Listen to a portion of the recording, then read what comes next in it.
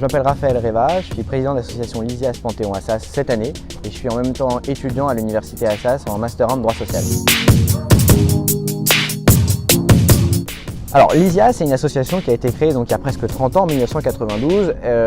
Il y a un constat qui a été fait qui était simple, c'est qu'à la fac, on n'enseigne pas l'art oratoire. Ou alors en option, et très légèrement, 1 heure, 1 heure et demie par semaine, voire une semaine sur 2.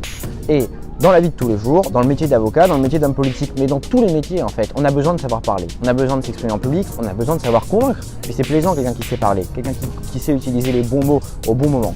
Et donc il y a des associations qui sont créées un peu partout, et Lysias Panthéon Assas, la première, pour justement combler ce manque et permettre aux gens d'apprendre à parler, de se former et puis d'essayer de voir un peu ce que c'est dans la vraie vie que de parler dans un tribunal, que de parler dans une belle salle, dans un bel amphithéâtre.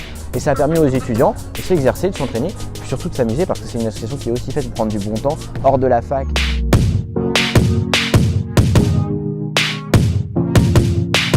Alors on a 2 événements phares dans l'année, on a un tournoi d'éloquence pour les plus anciens, pour les plus aguerris, donc généralement c'est les L3, M1, M2, ils ont 20, 21, 22, 23 ans. Au premier semestre, ça dure 5 semaines, c'est relativement long, ça demande beaucoup de travail, mais ils y mettent tous beaucoup d'heures, il y a beaucoup d'implications. Et puis au second semestre, en février, mars, avril, on a un concours de plaidoirie pour les L1, les L2, plaidoirie civile, c'est-à-dire des cas d'affaires de famille, plaidoirie pénale, ce qu'on voit un peu plus à la télé, Dupond-Moretti, etc. Alors un concours d'éloquence, ça va être des sujets un peu plus philosophiques. Ça va être comme on a pu voir dans le Brio par exemple, qui est tiré de notre concours, ça va être des sujets comme les hommes d'honneur sont-ils encore légion, ça va être des choses un peu plus philosophiques, peut-on boire une bière sans pression, etc. Des jeux de mots un peu plus philosophiques ou pas philosophiques.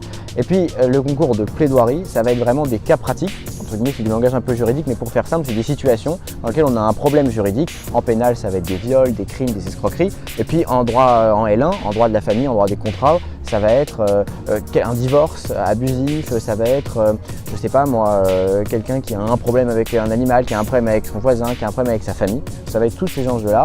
Il y a généralement beaucoup de candidats, entre 200 et 300 candidats par an.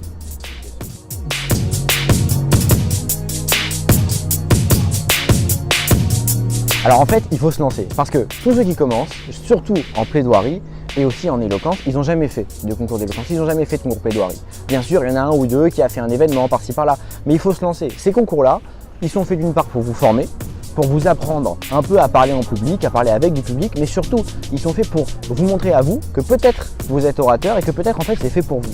Et le premier tour, vous risquez rien. Vous êtes face à des jurys d'étudiants, il y a 3-4 personnes dans la salle, vous tentez, vous vous lancez. Bien sûr, c'est stressant.